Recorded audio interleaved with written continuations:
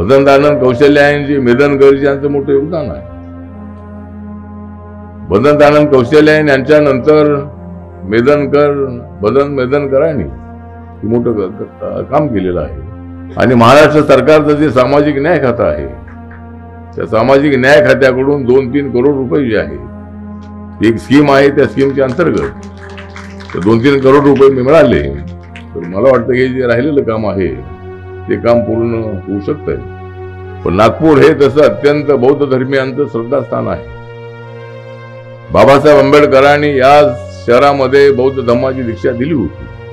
आणि बाबासाहेब आंबेडकरांचा बौद्ध धम्म जो आहे, हा बौद्ध धम्म फक्त पूर्वीच्या महार समाजापुरता मर्यादित न ठेवता, हा बौद्ध धम्म जो आहे, हा बौद्ध धम्म प्रत्येक जातीपर्यंत पोहोचला पाहिजे. बाबासाहेब आंबेडकरांच्या विचारांनी मी पुढे चाललेलो आहे. पॉलिटिकल आमचे कुठलेही निर्णय असले तरी आम्ही आंबेडकरवादी आहोत, गौतम बुद्धाचे पाईक आहोत. आणि बौद्ध धम्म जो आहे, या बौद्ध धम्माचा प्रचार प्रसार करण्याचा प्रयत्न देशभरामध्ये आम्ही करत असतो. कारण जन्माला येणारा व्यक्ती एक दिवस त्याचा मृत्यू होणार आहे.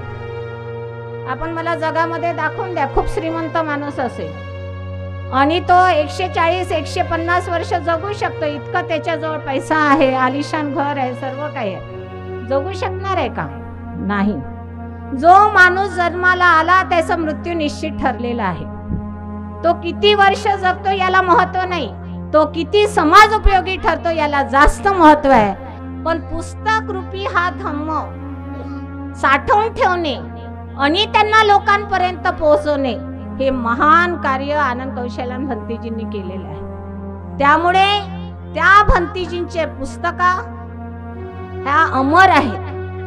भदंत आनंद कौशल्यान यांची 120वी जयंती आपण साजरी करतो.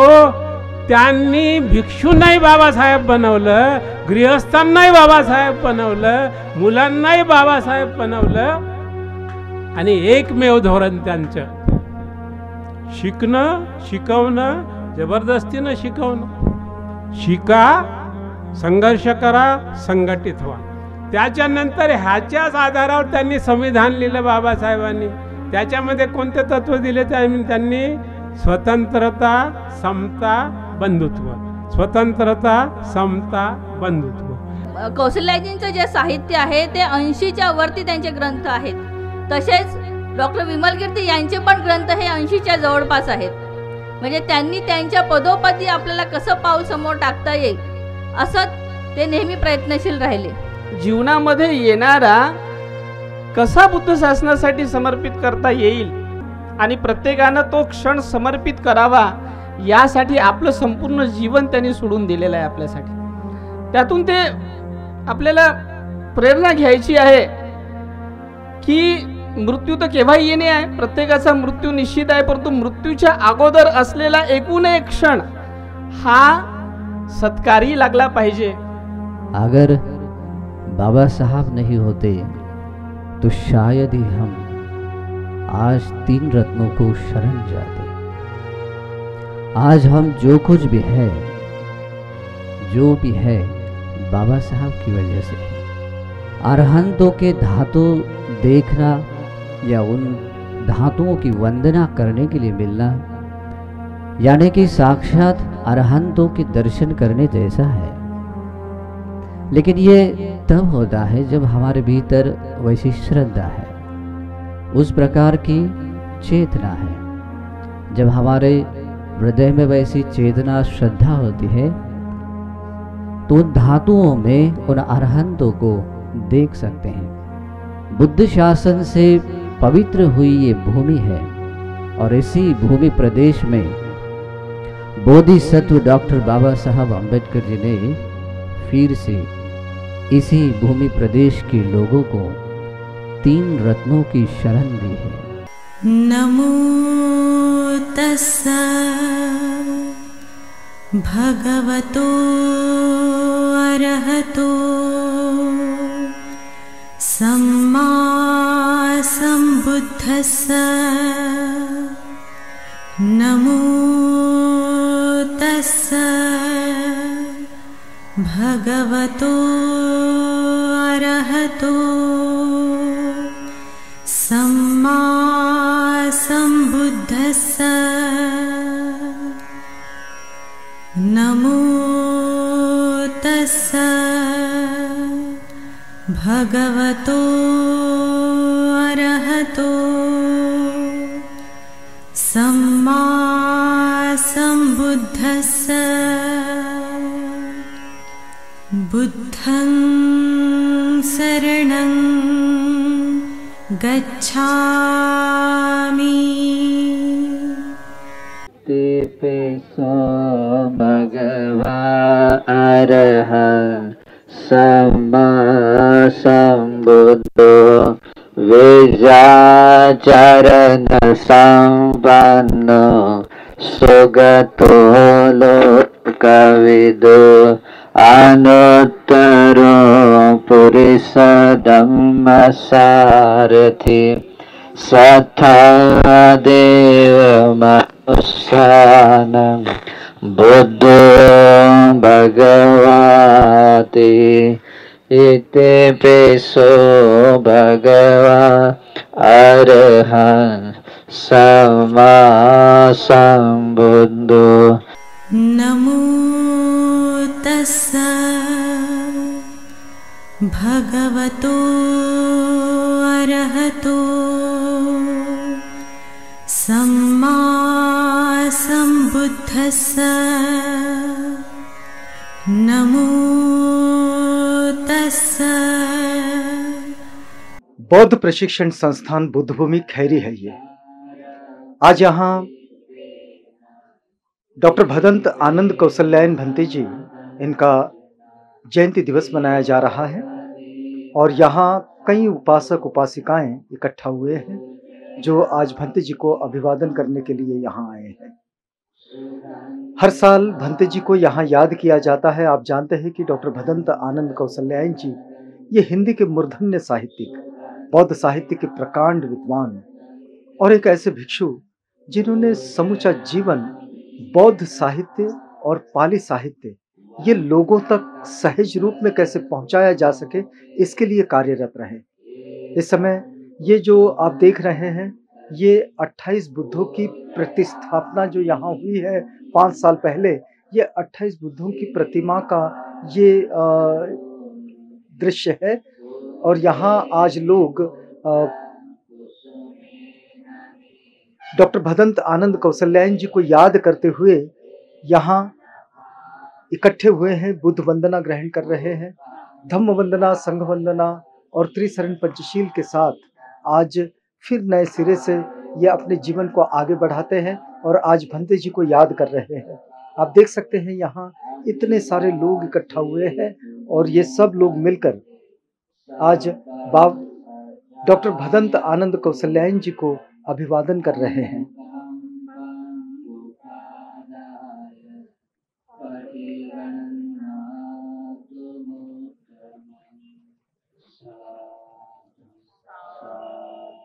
भिक्षुओं के जन्मदिन को मनाने की ये एक खास परंपरा जो बौद्धों में है, इसी का ये एक प्रतिरूप है जो हम सब के सामने दिखाई दे रहा है।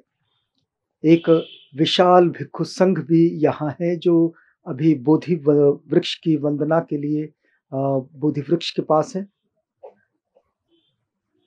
आनंद कौशल्यायन जी की जो अस्थि कलश है, उस अस्थि कलश के साथ भिक्षु प्रज्ञा ज्योति और एक बड़ा भिक्षु संघ यहाँ एक रैली के रूप में चल रहा है और ये परिक्रमा जो चल रही है, ये परिक्रमा अब 28 बुद्धों को वंदन करके निकली हुई है और अब ये यहाँ से आगे मत जाइए, जो मैं अपने पास सर पीछे से लीजिए।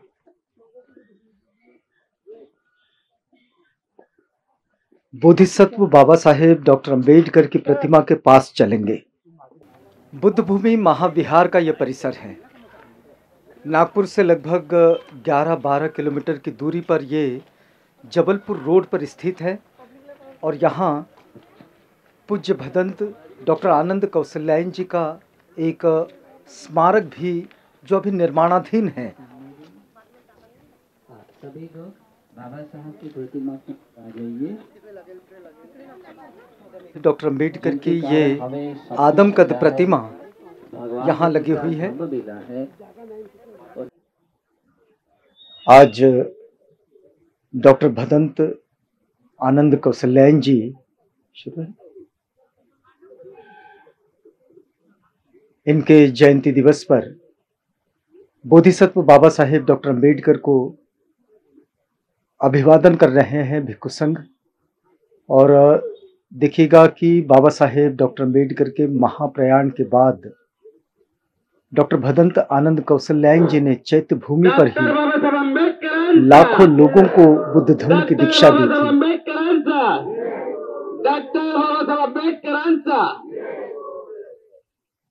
डॉक्टर भदंत आनंद कौशल्यायन जी का ये स्मारक है और अब यहाँ भंते जी के अस्थि कलश के साथ भिक्खु संघ यहाँ पहुंच गया है। आप देख रहे हैं कि ये भिक्खु संघ यहाँ भंते जी के अस्थि कलश के साथ यहाँ पहुंचा है। भंते जी का ये चैत्य जहाँ भिक्खु संघ अब इकट्ठा हुआ है, उपासक और उपासिकाओं का भी एक बड़ा संघ यहाँ पर है। महामेळावा या संस्थेचे पदाधिकारी हे सुद्धा पुष्प अर्पित करून अभिवादन करतील। सीधा सीधा सीधा बनते सीधा कर। हाँ ठीक है।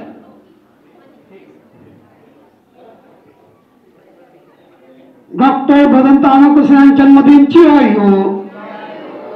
डॉक्टर भदंत आनंद कौशल्यायन जन्मदिन चिरायो। डॉक्टर भदंत आनंद कौशल्यायन जन्मदिन चिरायो। साधु साधु साधु।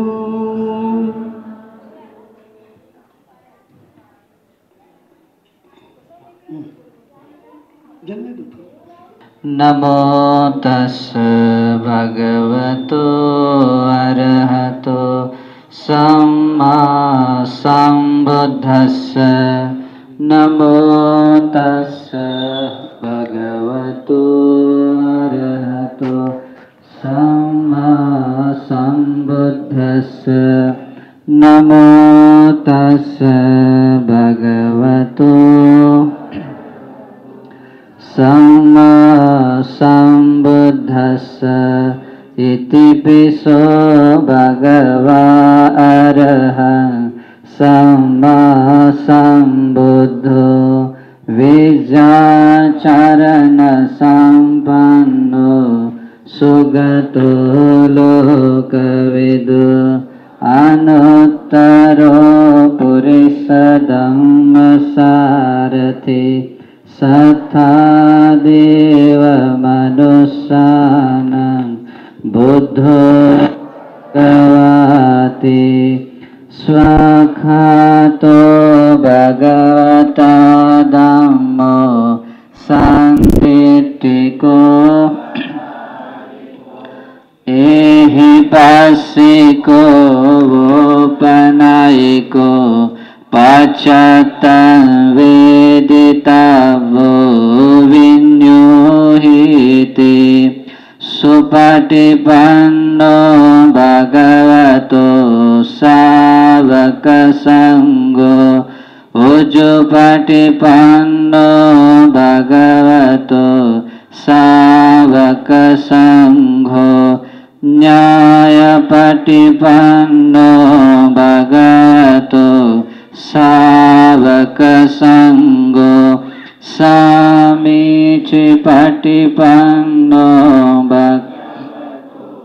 सावक संघो। बौद्ध धर्माच्या प्रचार प्रसारासोबतच 1956च्या धम्मक्रांतीनंतर परमपूज्य डॉक्टर बाबासाहेब आंबेडकरांच्या अपेक्षाकृत बुद्धानिजा धम्म या ग्रंथाचं हिंदीमध्ये अनुवादन करून आणि यदी बाबानं होते या पुस्तकाच्या माध्यमातून भंतेजींनी असं घोषित केलं होतं की मैं मरने के बाद मैं चैत्य को लिख देना कि डॉक्टर बाबा साहब अम्बेडकर का विचारों का काला आगे बढ़ाते बढ़ाते ये सिपाही शहीद हो गया। और ऐसा बुद्धभूमि महाविहार खैरी में चल रही ये परिक्रमा अब पहुंची है डॉक्टर भदंत मेधनकर जी के इस चैत्य के पास। पूज्य भदंत डॉक्टर मेधनकर जी का ये चैत्य यहाँ निर्माणाधीन है और इस निर्माणाधीन चैत्य की भी अभी पूरे होने की प्रक्रिया चल रही है। आपने देखा होगा कि भिक्षु संघ यहाँ लोगों से अपील भी कर रहा है कि इस कार्य के लिए सहयोग जरूर करें। लोग सहयोग भी कर रहे हैं, लेकिन ये सहयोग अभी कम पड़ता है और ये कोशिश चल रही है कि इस कार्य को जितनी जल्दी पूरा कर सके।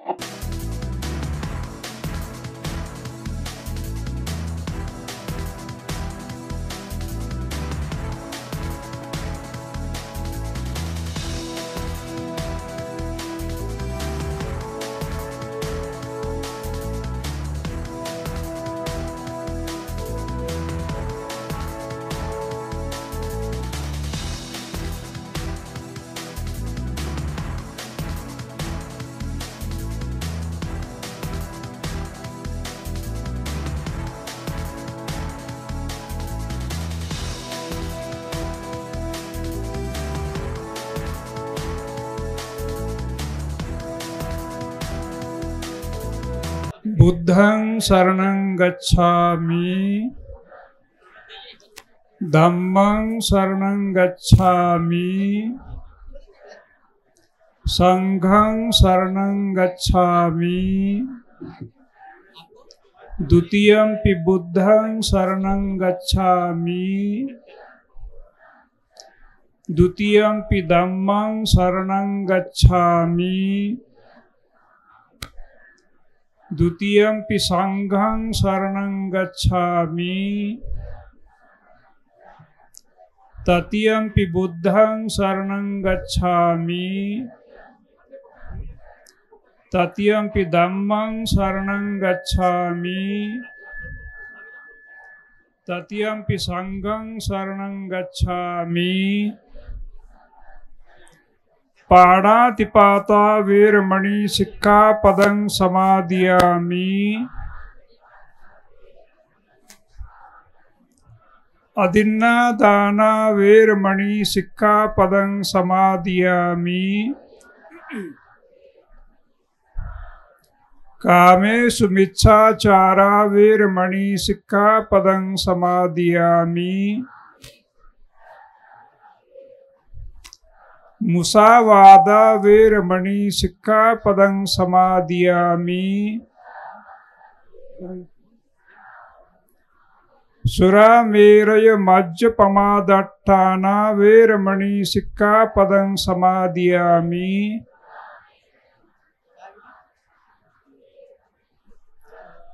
तिसरणेन सद्दिं पंचशीलं धम्मं साधुकं सुरक्षितं कृत्वा अपमादेन संपादेत।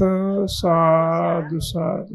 तो स्वामी मेधनकर जी यांचा स्मृती दिवस आहे आणि त्या दिवशी हे काम पूर्ण करण्याचा पुन्हा एकदा मनामध्ये बौद्ध प्रशिक्षण संस्थांच्या पदाधिकाऱ्यांचा संकल्प आहे आणि या संकल्पाच्या पूर्तीसाठी पुन्हा आपण सर्व दायकांनी आपल्या दानाचा योग्य तो वाटा पूर्ण करून या परिसरामध्ये या परिसराचे आधारवड आणि संस्थापक असलेल्या डॉक्टर आनंद कौशल्यांचे डॉक्टर स्वामी मेधनकरजी यांच्या चैत्याला अलंकृत करण्यासाठी आपण सहकार्य करावं अशी अपेक्षा करतो आणि सन्माननीय उद्घाटक महोदयांना दुसऱ्या कार्यक्रमाला जायचे आहे बैठकीला आणि त्यामुळे मी आजच्या या कार्यक्रमाचे उद्घाटक सन्माननीय नामदार रामदासजी आठवले साहेब राष्ट्रीय केंद्रीय सामाजिक न्याय मंत्री यांना मी निवेदन करतो की त्यांनी उद्घाटकीय मार्गदर्शन करावं।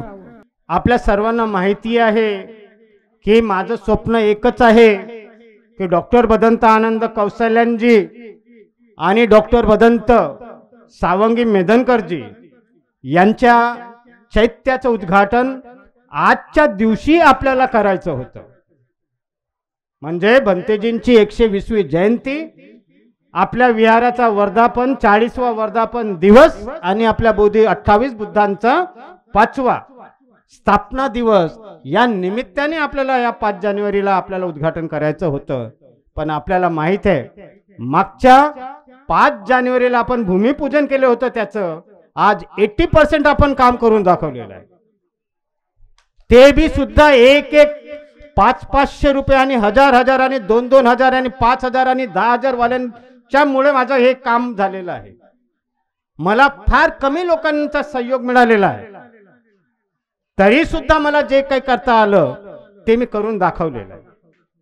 आणि आम्ही अजून आमच्या सर्व संघांनी ठरवलेलं आहे की 10 मे 2025ला भदंत सावंगी मेधनकरजी यांच्या स्मृती दिनी 10 मेला आपल्याला उद्घाटन करायचं आहे.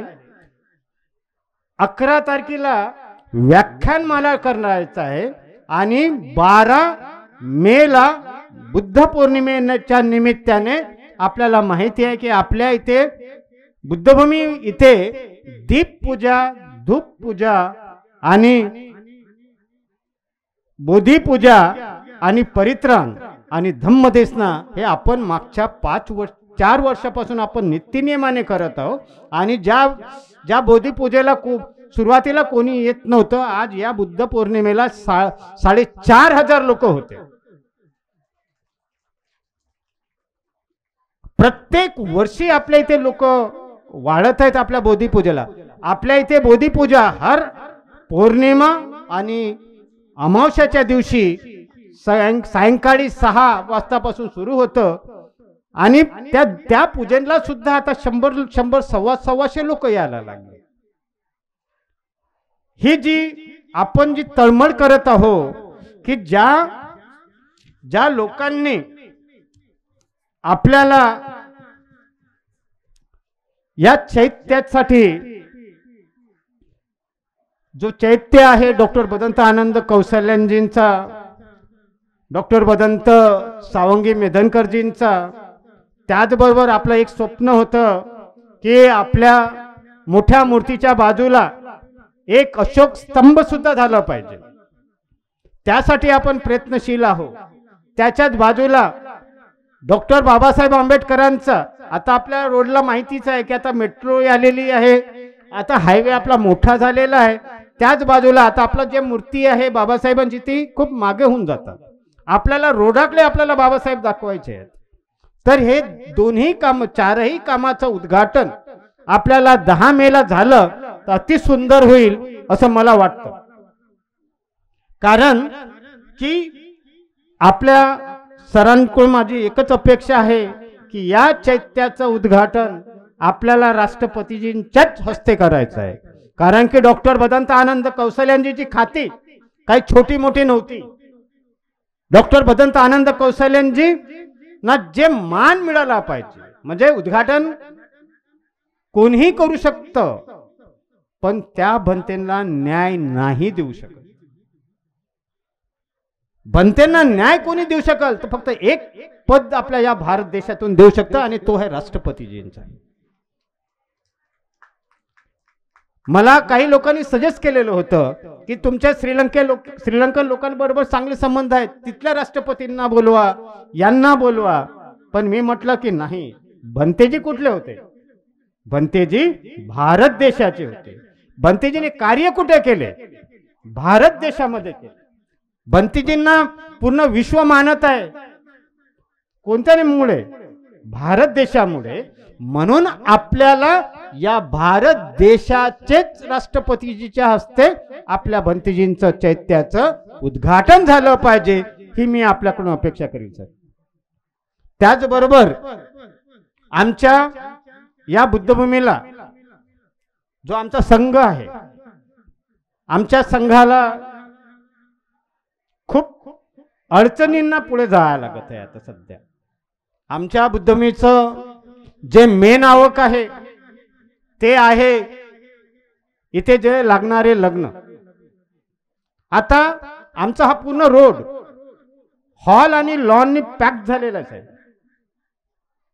संस्था कशी चालवावं हा मोठी समस्या माझ्या पुढे राहतं.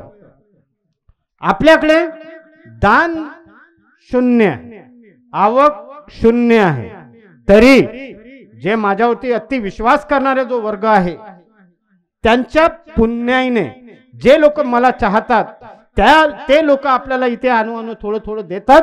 म्हणून आम्हाला लोक समाजापर्यंत काही गोष्ट जात नाही की आम्ही जगत कसे आहोत. लोक खूप मोठ्या मोठ्या गोष्टी करतात साहेब, पण जी द्यायला पाहिजे लोक जिथे गरज नाही तिथे खूप पोत्यानं नेऊन देतात, आणि जिथे गरज आहे तिथे कोणी भटकायला तयार नाहीये. ते तर आमच्या बोधीराजाचा आशीर्वाद मानतो मी की आज आम्ही 2 टायमाचं व्यवस्थित जे जेवत आहोत, जे लोक आमच्याशी जुळून आहेत त्यांच्यामुळे आम्हाला 2 टायमाला व्यवस्थितपणे जेवण मिळत आहे. जर ह्या फक्त लग्नाच्या भरोश्यावर राहिलं तर इथे 4 लोक राहू शकले नसते. आज आपण हा जेवढा भव्य दिव्य कार्यक्रम बघता याला कमी खर्च येतं काय? हे काय आमच्या संस्थेमध्ये नाहीये पैसा एवढा की एवढा संस्था करून टाकेल. पण आपल्या सर्वांच्या जे लोक या बुद्धभूमीला प्रेम करणारे लोक आहेत, डॉक्टर भदंत आनंद कौशल्यांजीवरती प्रेम करणारे, डॉक्टर भदंत सावंगी मेधनकरजींवरती जे प्रेम करणारे लोक आहेत, त्या लोकांच्यामुळे हा विहार आज सध्या शांततेने सुरू आहे. आणि यासाठी हे जे आज मी आपल्या समोर जे बोलण्याची ताकद ठेवत आहे किंवा आपल्या पुढे मी जे बोलत आहे, आम्हाला या भूमीला ज्या डॉक्टर भदंत आनंद कौशल्यांजी असो, डॉक्टर भदंत सावंगी मेधनकरजी असो, मेधनकर भंतींचा जो चैत्य आहे तो चैत्य माझ्यासाठी महत्वाचा होता. कारण की त्या भंतेने मला लहानाचं मोठं केलं. त्या भंतेजींनी आम्हाला आमच्यासारख्या अनाथ मुलांना त्यांनी आम्हाला लहानाचं मोठं केलं. त्यांचं चैत्य होणं अति आवश्यक याच्यासाठी होतं की त्यांनी खूप अतोनात परिश्रम घेतलेला आहे. आम्ही बघितलं, आम्हाला कोण नवीन ज्ञान देऊ नाही शकत. त्याचबरोबर आमच्या ह्या ज्या माता आहेत यांनी आपला संपूर्ण आयुष्य या अनाथ मुलांच्या भविष्यासाठी दिले. ते आमचे काशीनाथजी मेश्राम आहेत, त्यांनी सुद्धा आपलं संपूर्ण आयुष्य या अनाथ मुलांच्या भविष्यासाठी व्यतीत केलेले. असे या 2 लोकांनी खरोखर खूप मेहनत घेतली. प्रज्ञाज्योती जे आजच्या कार्यक्रमाचे मुख्य आयोजक आहेत, भदंत प्रज्ञाज्योती थेरो, हे दिल्लीमध्ये आले होते आणि त्यांचा आग्रह आहे की ज्यावेळेला भदंत आनंद कौशल्य यांचे स्मारक पूर्ण होणार आहे, बुद्धभूमीचं काम पूर्ण होणार आहे, त्यावेळेला आदरणीय महामहिम राष्ट्रपती जीनी या ठिकाणी यावं आणि त्याचा लोकार्पण सोहळा जो आहे तो त्यांच्या हस्ते व्हावा, अशा पद्धतीची त्यांनी इच्छा व्यक्त केलेली आहे. 10 मेला मला वाटतं कार्यक्रम आपल्याला ठेवायचा आहे. नक्की त्यासाठी मी प्रयत्न करणार आहे. तारीख राष्ट्रपतींची पुढे मागे झाली तर आपण ती ऍक्सेप्ट करू. महामहिम राष्ट्रपती या ठिकाणी येतील आणि हा लोकार्पण सोहळा त्यांच्या उपस्थितीमध्ये व्हावा ही आपली इच्छा पूर्ण करण्यासाठी नक्की मी प्रयत्न करणार आहे. या ठिकाणी हे जे बुद्ध विहार आहे ही बुद्धभूमी आहे. भदंत आनंद कौशल्यांजी यांच्या बरोबर मी अनेक वेळेला दीक्षाभूमीला भेटलेलो आहे. आमच्या दलित पॅंथरच्या मुवमेंटमध्ये अनेक वेळेला नागपूरमध्ये विदर्भामध्ये येण्याची संधी मिळाली आणि ज्या वेळेला आपण नागपूरमध्ये येतो त्यावेळेला दीक्षाभूमीला भेट द्यायचो आणि दीक्षाभूमीच्या बाजूला जे बुद्ध विहार होतं त्या ठिकाणी आदरणीय भदंत आनंद कौशल्यांचे अनेक वर्ष त्या ठिकाणी राहिले. ते अत्यंत अभ्यास होते. अनेक पुस्तकं त्यांनी लिहिली होती. पंजाबमध्ये अंबाला आहे तर आपल्या हरियाणामध्ये आहे. अंबालामध्ये त्यांचा जन्म झालेला आहे. तर अंबाला हे पंजाबच्या बॉर्डरवर आहे आणि अंबाला हे तसंच आपल्या हरियाणा राज्यामध्ये येत आहे. तर त्या अंबालामध्ये जन्माला आलेले भदंत आनंद कौशल्यान यांचा प्रवास जगभर झालेला आहे. जगभर प्रवास करून ते नागपूरमध्ये आले आणि बाबासाहेब आंबेडकरांनी ज्या जागेवर बौद्ध धम्माची दीक्षा घेतली आणि तमाम लाखो लोकांना दिली त्या ठिकाणी अनेक वर्ष त्यांचं वास्तव्य होतं. अनेक पुस्तकं त्याने लिहिलेली आहेत. राहुल सांस्कृत्यायन यांचा त्यांच्यावर मोठा प्रभाव होता आणि गौतम बुद्धांच्या वरती बाबासाहेबांच्या वरती अनेक त्यांची पुस्तकं आलेली आहेत. भदंत आनंद कौशल्यायनजी मेदनकरजी यांचं मोठं योगदान आहे. भदंत आनंद कौशल्यायन यांच्यानंतर भदंत मेदनकरांनी मोठं काम केलेलं आहे आणि या ठिकाणी एक चांगल्या पद्धतीचं स्मारक उभं राहून यासाठी नक्की मी केंद्र सरकारच्या वतीनं टुरिझम डिपार्टमेंट आहे त्या टुरिझम डिपार्टमेंटच्या वतीनं काय मदत करणं शक्य आहे का तोही प्रयत्न मी करणार आहे. जे अल्पसंख्याक डिपार्टमेंट आहे की किरण रिजिजू त्याचे मंत्री आहे त्यांना भेटून त्यांच्याकडूनही काय मदत होऊ शकते का तोही प्रयत्न मी करणार आहे. आणि महाराष्ट्र सरकारचं जे सामाजिक न्याय खातं आहे त्या सामाजिक न्याय खात्याकडून 2-3 करोड रुपये जे आहे एक स्कीम आहे त्या स्कीमच्या अंतर्गत 2-3 करोड रुपये मी मिळाले तर मला वाटतं हे जे राहिलेलं काम आहे ते काम पूर्ण होऊ शकतंय. आणि माझा जो मी राज्यसभेवर मेंबर आहे आणि माझ्या खासदार फंडातून मी 25 लाख रुपये जे आहेत हे सुद्धा मी आपल्याला देत आहे. मी 1-2 महिन्यामध्ये मी ते पैसे देईन आपल्याला. त्याच्यामध्ये जे काय काम आपल्याला करणं शक्य आहे ते आपण करावं आणि अशा पद्धतीनं आपल्याला हे स्मारक या ठिकाणी भव्य दिवस झालं पाहिजे. याला तीर्थक्षेत्राचा दर्जा मिळावा अशी आपली मागणी आहे. त्यासाठी आपल्याला प्रयत्न करायला हरकत नाही. दीक्षाभूमीला तर आपल्याला अवर्ग मिळालेला आहे आणि बुद्धभूमी हे सुद्धा आपलं प्रेरणास्थान आहे. बाजूला ड्रॅगन पॅलेस सुद्धा सुलेखाताई कुंभारे आलेले आहेत. जे बौद्ध समाजाचे लोक मोठ्या प्रमाणात देशभरातून येतात. धम्मचक्र प्रवर्तनाच्या वेळेला तर येतात पण नागपूर हे तसं अत्यंत बौद्ध धर्मियांचं श्रद्धास्थान आहे. बाबासाहेब आंबेडकरांनी या शहरामध्ये बौद्ध धम्माची दीक्षा दिली होती.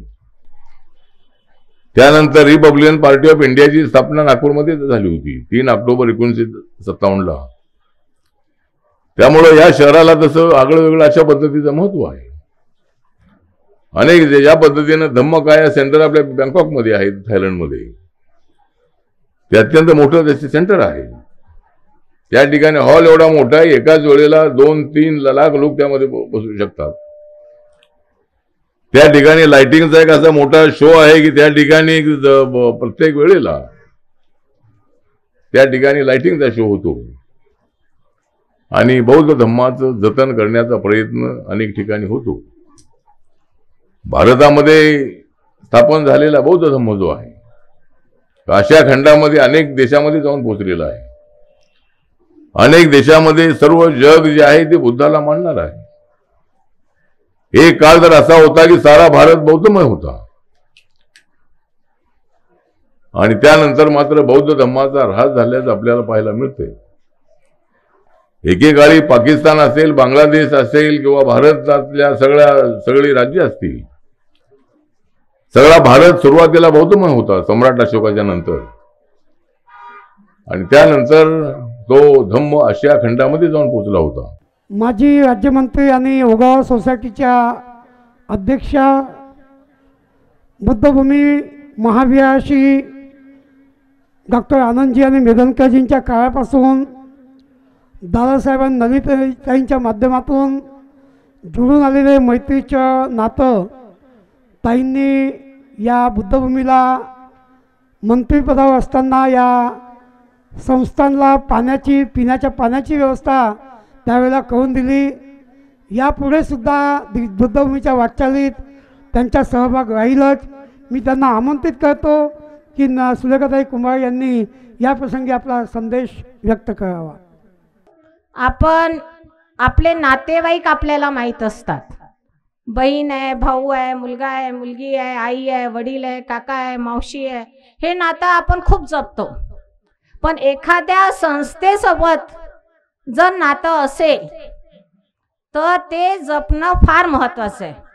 मला आठवते दादासाहेब कुंभारे असताना दीक्षाभूमीवरून जेव्हा डॉक्टर भनंत कौशल्यांजी तिथे राहत असत, त्यावेळेस माझ्या आईबाबांसोबत नलिनीताई कुंभारे साहेब, माझी मोठी ताई आणि माझा अगदी लहान असताना फोटो आज पण माझ्या आईच्या खोलीमध्ये आहे. ती आठवण आहे आमची. म्हणजे भदंत कौशल्यांजींसोबत गेल्या 70 वर्षाचं नातं असावं असं नातं आमचं आहे. आणि त्यानंतर या बौद्ध प्रशिक्षण संस्था या संस्थेला सुद्धा एक नातं जुडलेलं आहे. कारण जन्माला येणारा व्यक्ती एक दिवस त्याचा मृत्यू होणार आहे. आपण मला जगामध्ये दाखवून द्या, खूप श्रीमंत माणूस असेल आणि तो 140-150 वर्ष जगू शकतो, इतकं त्याच्याजवळ पैसा आहे, आलिशान घर आहे, सर्व काही आहे. जगू शकणार आहे का? नाही. जो माणूस जन्माला आला त्याचा मृत्यू निश्चित ठरलेला आहे. तो किती वर्ष जगतो याला महत्व नाही, तो किती समाज उपयोगी ठरतो याला जास्त महत्व आहे. आणि म्हणून या प्रशिक्षण केंद्र हे आजीवन राहणार आहे. आजीवन ह्या संस्था याकरिता उभ्या केल्या जातात की आनंद कौशल्यान भंतीजींनी हे रोपटं लावलेलं आहे. या ठिकाणी ज्या ठिकाणी जमीन चांगली नव्हती, म्हणजे आपण घर बांधताना सुद्धा प्लॉट बरोबर आहे की नाही ते बघतो, स्क्वेअर फीट मोजतो आणि जागा बरोबर आहे की नाही बघतो, त्याला लेवलिंग करतो आणि मग घर बांधणं सुरू करतो. पण आनंद कौशल्यान भंतीजी जेव्हा इथे आले, या खैरी बुद्ध विहाराच्या, आपण जे आता बुद्ध विहार म्हणतो, या प्रशिक्षण केंद्राला जेव्हा आले तेव्हा या भागामध्ये कोणत्याही प्रकारचे रस्ते नव्हते. जमीन अशी होती की कोणी विचार सुद्धा करणार नाही की इथे रोपटं लावलं ते हे मोठं होणार आहे का. पण त्या काळात भंतीजी आलेत आणि विद्वान भंतीजी. बघा समाजाचं कसं एक दुर्भाग्य आहे की एवढा विद्वत्ता प्राप्त असलेल्या भंतीजींना सुद्धा आपण सन्मान त्यावेळेस देऊ शकलो नाही. याचं दुःख माझ्या वडिलांनाही होतं आणि मी त्यांच्याकडून ऐकलेलं आहे, म्हणून माझ्याही मनात ते दुःख आहे की आनंद कौशल्यांजी भंतीजींनी जेवढे पुस्तकं लिहिलेले आहेत, अनेक भाषेमध्ये लिहिलेले आहे, फक्त हिंदीमध्ये नव्हे, अनेक भाषेमध्ये त्यांचे पुस्तकं ट्रान्सलेट झालेले आहेत. असा विद्वान असलेले भंतीजी आज आपल्याला वर्तमान स्थितीत दिसत नाही. आणि अशा भंतीजींचं लेखन पब्लिकेशन करणं म्हणजे एवढ्या अडचणीत इथे आल्यानंतर सुद्धा आपण लिखाण करायला पाहिजे, हे त्यांनी सोडलं नाही. आता मला सांगा, पुस्तक लिहायचा अर्थ काय? पुस्तक लिहायचा अर्थ आहे की जो तथागत गौतम बुद्धाचा धम्म त्यांना समजला तो लोकांपर्यंत कसं पोहोचवायचं. भाषणातून आम्ही 10 मिनिटं बोलू, 15 मिनिटं बोलू, अर्धा तास बोलू आणि त्यानंतर आम्ही निघून जाणार. कदाचित तुम्ही ऐकलं असेल, काही तुम्ही आत्मसात कराल, काही तुम्ही विसरून जाल.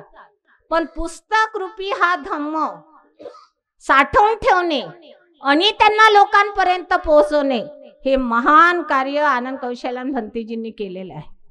त्यामुळे त्या भंतीजींचे पुस्तकं ह्या अमर आहेत. आणि म्हणून यांना मी भंतीजींना विनंती करते की आपण जे कौशल्यान भंतीजींच्या पुस्तकं असतील, त्या पुस्तका मेथानंद भंतीजी, दीपंकर भंतीजी, मी आपल्याला विनंती करते, आपण सर्व एकत्रित करा, त्याची लिस्ट तयार करा. आपण सामाजिक न्याय विभागाकडून ते आपण छापून घेऊ आणि प्रत्येक कॉलेज आणि प्रत्येक बौद्ध संस्थेला त्यांच्या लायब्ररीमध्ये ठेवायला ते आपण कंपल्सरी करू. अशा पद्धतीचा विचार आता भगवान बुद्धाचा समाजामध्ये रुजवण्याची गरज आहे. येणाऱ्या पिढीला आपण तर आता बरेच लोक आता जे इथे आहेत काही त्या काळातले आहेत, काही यंग आहेत, अनेक लहान मुलं आता काही विहारात जायला तयार नाही. नवीन पिढी तुम्हाला दिसते का? बुद्ध विहारामध्ये आई वडील जाऊन राहिले. आपण विहार छोटे छोटे तयार करतो, महिला आपलं मंडळ तयार करते, कसं तरी विहार तिथे बांधतं आणि ते तिथे वंदनेला बाया जातात, माणसं कमी जातात. पण यंग पिढी, एखादा इंजिनियर झालेला मुलगा, एखादा MBA झालेला मुलगा, एखादा डॉक्टर झालेला मुलगा, एखादा एडव्होकेट झालेला मुलगा तुम्हाला विहारात 3दा वंदन करताना दिसणार नाही.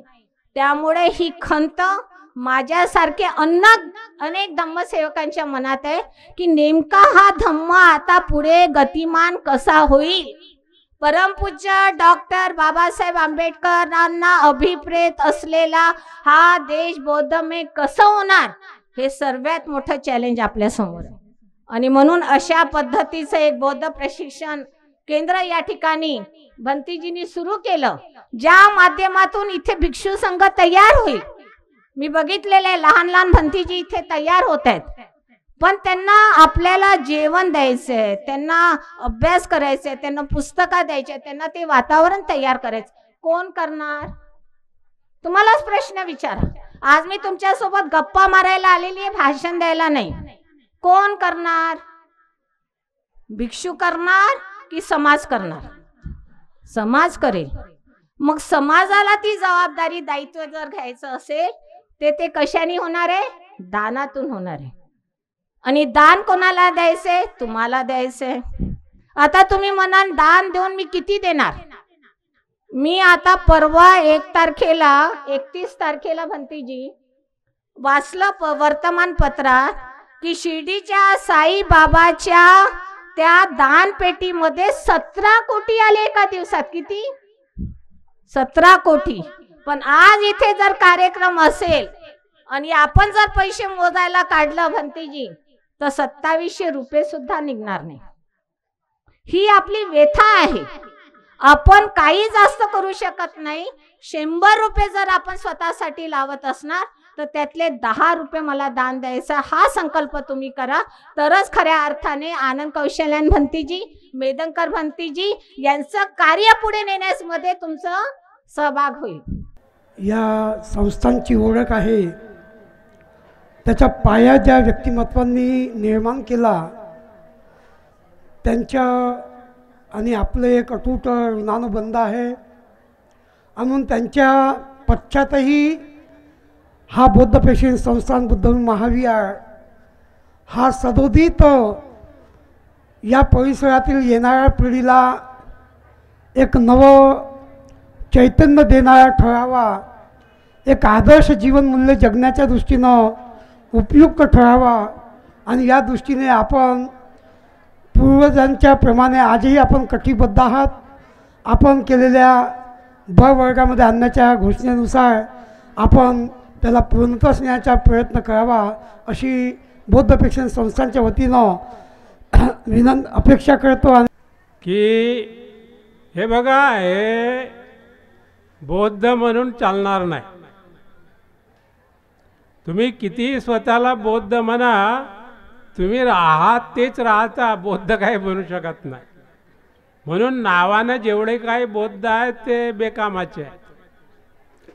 पण कामाने जे आहेत ते बौद्ध नसले तरी चांगले. आता ही जमीनच बघा किती एकड आहे प्रज्ञाज्योती. ही 8.5 एकर जमीन आहे, ज्याच्यावर हे प्रज्ञाज्योती, मेत्तानंद हे सगळे राबले. इथं ही बौद्धाने नाही दिली, ही अबौद्धाने दिलेली आहे. आणि त्याची अट अशी होती की मोजक्या 2 वर्षात किंवा 5 वर्षात इथे विहार तयार व्हायला पाहिजे, नाहीतर मी परत घेईन, अशी अट होती. तर हा जो माणूस आहे जो बौद्ध नव्हता, ज्यानं अशी अट घातली बुद्ध विहार बनायला पाहिजे, तो चांगला की बौद्ध बौद्ध बौद्ध आम्ही बौद्ध बौद्ध बौद्ध म्हणाले ते चांगले? पहिली गोष्ट. दुसरी गोष्ट अशी की जेवढे काय इथं भिक्षू झाले किंवा महास्थवीर झाले, मी पण महास्थवीर होतो, 28 वर्ष भिक्षू राहिलो मी. किती वर्ष? 28 वर्ष. आता हे जे आज प्रज्ञाज्योती महास्थवीर झाले, असे 2-3 महास्थवीर होतो मी त्यावेळी. तर ह्या भारतातले जे भिक्षू आहेत त्या भिक्षूंनी एकच काम केलं. कोणतं? गृहस्थांना भिक्षू बनवलं, मुलांना भिक्षू बनवलं, श्रामणेर बनवलं. पण कोणालाही त्यांनी आंबेडकर बनवलेलं नाही. पण विचारू शकता की कोणत्याच भिक्षूनं असं नाही केलं? नाही. त्याच्यामध्ये एक आहेत असे. कोण आहेत? भदंत आनंद कौशल्यायन ज्यांची 120वी जयंती आपण साजरी करतो, त्यांनी भिक्षूंनाही बाबासाहेब बनवलं, गृहस्थांनाही बाबासाहेब बनवलं, मुलांनाही बाबासाहेब बनवलं. आणि एकमेव धोरण त्यांचं शिकणं, शिकवणं, जबरदस्तीनं शिकवणं. आणि त्या फोरममध्ये लढाई कशी लढायची, तीव्रतेने कसं वागायचं, असं शिकवलं जात होतं.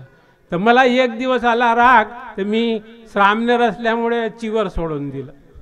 चिवर सोडल्यानंतर पांढऱ्या कपड्यामध्ये मी भंतेजीच्या रूममध्ये जाऊन बसलो. मला वाटलं ते दाटतील मला खूप. हे धंदे आहेत का, असे कोणी असतात का श्रामणेर वगैरे? काहीच नाही बोलले. मी थकून गेलो बसून बसून त्यांच्या समोर, काहीच नाही बोलले. तर मी म्हटलं आता हे बोलत नाही, चला एक गिलास पाणीच घेऊन जातो त्यांच्या समोर. आजी पानी प्याजी बोलते जी. अच्छा पानी लाए हो, अच्छा किया. ये मत सोचना कि तुमने अभी सफेद वस्त्र पहन लिए तो मेरे लिए बदल गए. बोले तुम्हारी अंतरात्मा वही है जो चिवर में थी, और चिवर में जो थे तो अंतरात्मा वही थी, इसलिए मैं तुमको कुछ नहीं बोलने वाला.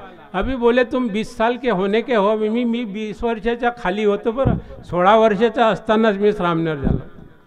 20 वर्ष झाल्यानंतर बोले सबसे पहले मैं तेरे कोई भिक्खू बनाऊंगा. तर गाडीने ते मला घेऊन गेले होते नागपूरवरून बुद्धगयेला. तर रस्त्यामध्ये मी बिमार पडलो, कारण की आधी मी बिमारच होतो भिक्षू निवासामध्ये. टीटी आला, त्यांच्याकडे त्रिपाठी नावाचे रेल्वे मंत्री होते, त्यांची पास होती फर्स्ट क्लास. त्या फर्स्ट क्लासच्या पासमध्ये ते फर्स्ट क्लासमध्ये बसू शकत होते. परंतु मी कारण की अटेंडंट होतो तर मला बसता येत नव्हतं, मला सेकंड क्लासमध्ये बसता येत होतं. परंतु भंतेजी बोले तुम्हारी सेहत ठीक नहीं है, तुम मेरे साथ ही रहो. त्यावेळेस टीटी आला, बोले नहीं नहीं ये आपके जो अटेंडेंट है इनको यहाँ से भगाना पड़ेगा, सेकंड क्लास में जाएंगे. तो ज्यावेळेस त्या टीटीनं असं म्हटलं तर भंतेजी काय म्हणतात, आपल्या खिशा थैलीमधून पास काढला त्याने, पासपोर्ट सारखा असते तो पास काढून बोले देख रहे हो ये जो भदंत आनंद कौशल्यान लिखा है ये कौन है? बोले कौन है? यही जो बीमार पड़े हुए है वो है. और मेरा नाम मालूम बोले क्या है? मेरा नाम चंद्र मोदी है. अब तुम मेरे मालिक को ही तुम यहाँ से भगाओगे तो मैं कहाँ जाऊँगा? बोले ओ स्वामी जी बोले अब कैसा, अब जब तुम ही देख लो. बोले अच्छा कोई बात नहीं, जब स्टेशन आएगा तो उतर जाना. तर अशा प्रकारे त्यांनी, मी बिमार असताना त्यांनी मला फर्स्ट क्लासमध्ये बिना तिकटेनं बुद्धगयापर्यंत नेलं. आता सांगा, असा जो माझा बाप नव्हता, माझी माय नव्हती, माझ्या समाजाचा नव्हता, माझा बौद्ध नव्हता, माझा महाराई नव्हता, माझा भिक्खूही नव्हता, त्या माणसांनी अशा प्रकारे मला वागवलं. तर त्यांच्या समोर खंडीवर तुम्ही मायबाप आणले तरी ते काय कमी जास्त होणार नाही, बल्कि कमीच पडतील, आहे की नाही? म्हणून भंतेजीची जी बदलण्याची तरा होती, गैरबौद्धांना बौद्ध बनवायची जी पद्धत होती, ही प्रॅक्टिकल होती. बौद्ध बौद्ध बौद्ध बौद्ध बौद्ध बौद्ध हा म्हणजे काय कीर्तन नव्हते करत ते कशीच. त्याच्यामुळे कोणताही व्यक्ती, त्यांच्याकडे पूर्ण चॅलेंजवाले लोक आले आणि त्यांच्या हातानं जे क्लास 1 अधिकारी झाले, कितीतरी अधिकारी. मी आधी भिक्खू असल्यामुळे धर्मगुरू होतो आणि नंतर मी व्हाईस चान्सलर झाल्यामुळे कुलगुरू झालो. आता धर्मगुरू मोठा की कुलगुरू मोठा? आता कोणीही मोठं असो, परंतु ह्याची जी देण आहे हे कोणीच नाही आहे लीडर फिडर, हे आहेत भजनतानंद कौशल्यान. आणि म्हणून आपले जे दीपंकर भंते होते ते तुळसाच्या फ्युनरलमध्ये मिळाले. मग आपण भेटूया म्हणे बुद्धभूमीला. असं नाही की तालाजी भंतेजी नाही तर सरजी म्हणा, सरजी नाही तर काही म्हणते, चालाजी भंतेजी नाही, आपण भेटू बुद्धभूमीला.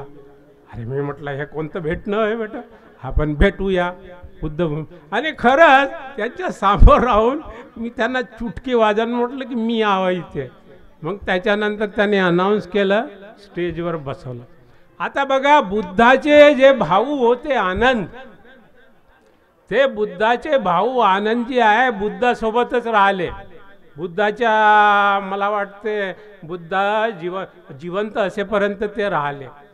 इथे जे आम्ही श्रामणेर असताना किंवा भिक्षू असताना जे पूज्य भंते मेदनकरजी होते, भदंत आनंद कौशल्यान होते आणि आमच्यासारखे जेवढे भिक्षू होते त्यांना अन्न पाणी देणारे हे काशीनाथ मेश्राम होते. इथं बसले होते, ते माहीत नाही कुठे गेले, ते गेले काशीनाथ मेश्राम.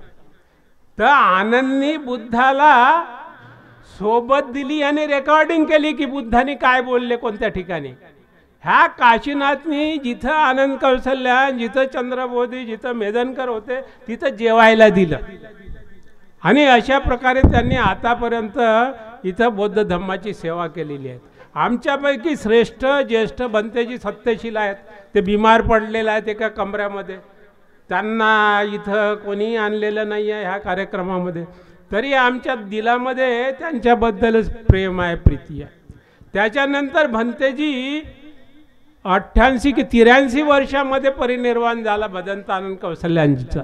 83 वर्षाची वय होती. त्याच्यानंतर मेदनकरजींचा परिनिर्वाण झाला.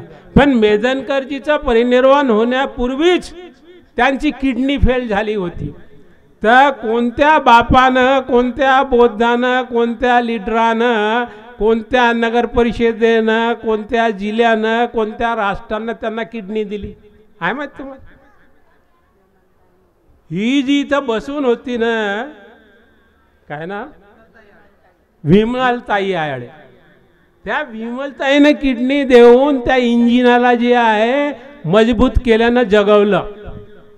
आणि अशा प्रकारे मेदनकरजीनं जे आहे आपली जीवन लीलन संपवण्याच्या आधीच पुष्कळसं काम इथं केलं. आणि हे इथं उभारलेलं आहे पूर्ण. आता हा प्रज्ञाज्योती म्हणून राहिलं, 10 महिने झालेच पाहिजे कंप्लीट. नाही झालं तर धमकी नाही देऊन राहिले, पण इशारा देऊन राहिले. मलाही म्हणत होते तुम्ही उचलत नाही जी फोन. म्हटलं कशाला उचलू, इथं हनुमानासारखं तर यावं लागते, वाऱ्यासारखं जावं लागतं. अशा प्रकारे सत्यशील भंतेजी सर्वात वरिष्ठ बिमार. काशीनाथ तिथं बसले होते, त्यांच्या डोळ्यामधून पाणी येत होतं. बहुतेक तेही वयोमानानं जास्त झाले. विमलताई आळे इथं चढू शकल्या नाही, त्या तिथं कोपऱ्यात बसले होते. आणि बाकीची जी मंडळी आहे तर हे सगळी मंडळी मला ओळखते म्हणून त्यांनी इथपर्यंत येऊ तरी दिलं. जर हीच जागा दुसरी असती, ए तुम्ही कुठे चालले, नाही बसा बसा, इथं जाता येत नाही, जाता येत असं म्हटलं. आणि येताबरोबर त्यांनी मंचावर बसण्याची विनंती केली. का केली? कारण की त्यांना माझी कुंडली माहीत आहे की हे कोटामध्ये असले तरी पोटामध्ये तेच आहेत जे आधी होते. म्हणून काय आहे की या ठिकाणी याला मी आपलं घर समजतो. भिक्खूंचं हे विहार आहे, माझंही विहारच होतं, परंतु हे विहारापेक्षा जास्त आहे, हे घरही आहे. इथं आम्ही शिक्षण घेतलं, इथं आम्ही आमची जेवढी काही जवानी होती हे सर्व याच्यामध्ये काढलं. आणि अशा प्रकारे आमच्यानंतर याला पालणारा पोसणारा कोणी नव्हती. ही जी मंडळी आहे, प्रज्ञाज्योती यांना रतन म्हणत होतो मी, अशाच प्रकारे पुष्कळसे आहेत. ते बालसदनला होते त्यावेळेस आणि यांनी आम्हा लोकांची खूप सेवा केलेली आहे. रतन तर माझ्या घरापर्यंत पोहोचला महूला, मलाही माहीत नाही कसा आला तो अचानक वादळासारखा. तर अशा प्रकारे भंतेजीचं कौतुक जेवढं केलं तेवढं कमीच होणार आहे. बौद्ध प्रेक्षण संस्थानचे वर्तमान सचिव सन्माननीय भदंत प्रज्ञाज्योती महास्थवीर यांची जिद्द आणि चिकाटी या माध्यमातून ही संस्थांची वाटचाल आणि या संस्थांच्या उत्तरोत्तर वाढीसाठी मी सदिच्छा शब्दसुमनाने सदिच्छा व्यक्त करतो। त्याचप्रमाणे भदंत शिवनी बोधानंदजी माजी सचिव आणि वर्तमान सहसचिव यांचासुद्धा सक्रिय सहभाग हा सुद्धा या संस्थांच्या दृष्टीनं अत्यंत मौलिक आहे। संस्थांचे इतर विश्वस्त भदंत अशोकजी, भदंत धम्मधरजी, भदंत शिवरक्षितजी, भदंत प्रियदर्शीजी या सर्वांचा सहभागसुद्धा एक मैत्रीपूर्वक आणि प्रेरक आहे। या सर्वांची सांघिक साथ या पुढील वाटचालीसाठी अशीच लाभत राहावी। भदंत आनंद कौशल्यांजी यांच्याबद्दल यापूर्वीच्या साऱ्या वक्त्यांनी त्यांचं जीवनचरित्र सांगितलेलं आहे। भदंत या बौद्ध धम्माचं खरं प्रसार परमपूज्य डॉक्टर बाबासाहेब आंबेडकर यांनी धम्मदीक्षा दिल्यानंतर कोणी केलं असेल तर कुठलंही इमाने इतबारे कोणी जर केलं असेल तर ते काम भदंत आनंद कौशल्यांजी यांनी केलं आहे। त्यांनी ज्या वेळेस पवित्र दीक्षाभूमीवर त्यांचं आगमन झालं, बाबासाहेब आंबेडकरांचं जेव्हा देहवासन झालं 1956 रोजी, तर मुंबईच्या चैत्यभूमीवर जे धर्मांतर ठरलं होतं बौद्ध धम्म देण्याचं, ते बाबासाहेबांच्या अगोदरच त्याचं बाबासाहेबांचं महापरिनिर्वाण झालं, त्यामुळं ते कार्य अपूर्ण होतं। ते भदंत आनंद कौशल्यांनी त्यावेळेससुद्धा लाखो अनुयायांना तिथे बौद्ध धम्माची दीक्षा दिली। त्यानंतर त्यांचं वास्तव्य पवित्र दीक्षाभूमीवर आलं। त्या वास्तव्यात त्यांनी त्या दीक्षाभूमीवरून अनेक व्याख्याने या देश विदेशात त्यांनी दिलेले आहेत आणि बौद्ध धम्माचा प्रसार जो खरा या देशात झाला, जे अनेक जाती धर्मपंथाच्या लोकांनाही त्यांनी बौद्ध धम्माची दीक्षा प्रदान केली, त्याचं श्रेय भदंत आनंदी कौशल्यान यांनाच आहे। त्यावेळेस ज्यावेळेस भदंत आनंदी कौशल्यान आम्हाला दिसत होते, त्यावेळेस आमचे कपडे किती राव कुठेही असो, आम्ही मातीच्या रस्त्यावरही जर असो तर आम्ही त्यांना पूर्णपणे झोपून त्यांना अभिवादन करीत असू, त्यांचा आशीर्वाद घेत असू, त्यांचं मार्गदर्शन घेत असू। त्यांचा जो त्याग होता, त्यांचा अनेक विषयावर हिंदीवर त्यांचं प्रभुत्व होतं, बौद्ध धम्मावर तर होतं। त्यांचे अनेक ग्रंथ गाजले, रीडर्स इन हिंदुझम, राम तेरी कहाणी, तेरी जबानी, हे असे अनेक ग्रंथाच्या अनेक वादळं उठली, परंतु भंतेजी कुठल्याही वादळांना ते घाबरले नाही आणि सामोर गेले आणि त्यांनी त्याचं खंडन केलं। त्यानंतर दुर्दैवानं काही तिथे वाद झाले, त्या वादात मी जाऊ इच्छित नाही, परंतु ज्यावेळेस भंतेजीने दीक्षाभूमी सोडली त्यावेळेस ते म्हणाले होते की अब दीक्षाभूमी से गजगाटे मोह नहीं रहा, मैं अब इधर आने की आऊँगा नहीं। परंतु माझं जेव्हा लग्न ठरलं आणि माझं लग्न या पवित्र दीक्षाभूमी सोडल्यानंतर ज्या भंतेजींनी जो प्रण केला होता की दीक्षाभूमी से मोह नहीं रहा आऊँगा, आमच्या फक्त प्रेमा खातीर आम्ही त्यांच्या आशीर्वादाने त्यांच्या मार्गदर्शनात जे काही काम या समाजात करत होतो, मी करत होतो, माझे वडील दिवंगत मनोहरराव गजघाटे करत होते, त्या कार्याची त्यांनी दखल घेतली असावी आणि माझं लग्न हे ते आजारी असताना शेवटचं त्यांच्या हातचं ते लग्न माझे त्यांनी दीक्षाभूमीवर लावलं। त्यानंतर त्यांनी दीक्षाभूमीमध्ये त्यांनी पाय ठेवला नाही। दीक्षाभूमी सोडल्यानंतर पहिल्यांदा त्यांनी पवित्र दीक्षाभूमीवर पाय ठेवला होता। त्यानंतर त्या इथे आले, अनेक संकटांना इथं तोंड, आज तुम्हाला जे इथं दिसतं आपल्या समाजामध्ये भाषण करणारे, ज्ञान सांगणारे भरपूर आहेत। आम्ही 40-45 वर्षापासून पाहतो, आपला समाज जरी श्रीमंत नसला, आज तर श्रीमंत आहे काही प्रमाणात, परंतु असं नाही आहे की एकदमच आपण कमी आहो, काही आपल्याकडे काहीच नाही, परंतु आपल्यामध्ये दानाची प्रवृत्ती बिलकुलच नाही आहे। लग्न मध्ये लाखो रुपये खर्च करतील आणि ज्या भंतेजींना आपण आणतो त्यांना आणता वेळेस 2 गाड्या पक्क्या 3 गाड्या पाठवतील आणि लग्न झाल्यानंतर सोडण्यासाठी त्यांना कोणी राहत नाही। ते म्हणतात कोण सोडून देतो, तो म्हणते तो सोडून देणार आहे, तो सोडून, आणि काय आपण त्यांना दान देतो हो, कसं भिक्षू प्रशिक्षण केंद्र चालेल। का कोणाच्या भरोशावर त्यांचा वृद्धकाळ जाईल, त्यांच्या आरोग्याच्या सुविधा कोणाच्या भरोशावर जातील. आणि ते जर धम्म प्रसार करत असतील, आपण म्हणतो ते करत नाही, पण ते का नाही करत? धम्म प्रसार करायला त्यांना आपण साधनं उपलब्ध करून देतो का? त्यांच्या पाठीशी आपण राहतो का? ते काम या पवित्र भूमीवरून झालं होतं. भंतेजींनी ज्यावेळेस याची स्थापना केली, ते भंते मेदनकरजी आणि विमलताई आळे आणि त्यांच्यासोबत सत्यशील महाथेरो अनेक भंतेजी ज्यांनी आपलं आयुष्य त्यावेळेस वेचलं. इथे इमानदारीने अनेक काटेकोट्याचा रस्ता होता, इथे साप विंचू निघत होते, मोठ्या कष्टाने त्यांनी हे उभारलं. दुर्दैवानं आज त्यांचं स्मारक आपण पूर्ण करू शकलो नाही, ही खंत आपणास आहे. मी आजच्या या कार्यक्रमाच्या अनुषंगाने भदंत आनंद कौशल्यांजी यांच्या बौद्ध धर्माच्या वाटचालीमध्ये जे योगदान आहे ते चिरंतन प्रेरक आणि मार्गदर्शक आहे. आणि ते मार्गदर्शन यापुढे सुद्धा नव्या पिढीला लाभत राहावं आणि या दृष्टिकोनातून आज आपण या विषयावर मार्गदर्शन करण्याकरता सन्माननीय डॉक्टर प्राध्यापिका मालतीताई साखरे यांच्या अध्यक्षतेखाली या सत्राला आरंभ करतो. यानंतर नेपाळहून आलेले विशेष अतिथी आदरणीय भदंत मैत्री महाथेरो भंतेजी आणि गुणानंद भंते जे श्रीलंकेचे महामेहुना संस्थेचे पदाधिकारी आहेत ते सुद्धा इथं आहेत. त्यांचं मार्गदर्शन यांच्या मार्गदर्शनानंतर होणार आहे. तेव्हा मी आजच्या प्रसंगी प्राध्यापक डॉक्टर रोजाताई बनसोड मेश्राम यांना विनंती करतो की त्यांनी या प्रसंगी भंतेजींच्या जीवन कार्यावर आपले विचार प्रस्तुत करावे. मी रोझा मेश्राम आहे, डॉक्टर विमल कीर्ती यांची मुलगी. आपण याआधी CD नाईक सर यांचे वक्तव्य ऐकलेले आहे, जे त्यांनी भंतेजींचे सहवासातले आपले जे अनुभव आहेत ते त्यांनी तुम्हाला प्रत्यक्ष रूपामध्ये सांगितले. माझ्यासाठी दोन्ही गोष्टी आहेत की प्रत्यक्ष आणि अप्रत्यक्ष. त्यांनी सांगितल्याप्रमाणेच आपल्याला माहिती आहे की ते म्हणाले की यांनी हे जे तुम्हाला सांगतील ते वाचून सांगतील. ते नक्कीच आहे की आम्ही कौशल्यांजींचं वाचन करू तेव्हाच आम्हाला कौशल्यांजी काय आहेत, भंतेजी काय आहेत हे आम्हाला कळेल. पण माझ्यासाठी असं आहे की मला दोनही अनुभव आहेत.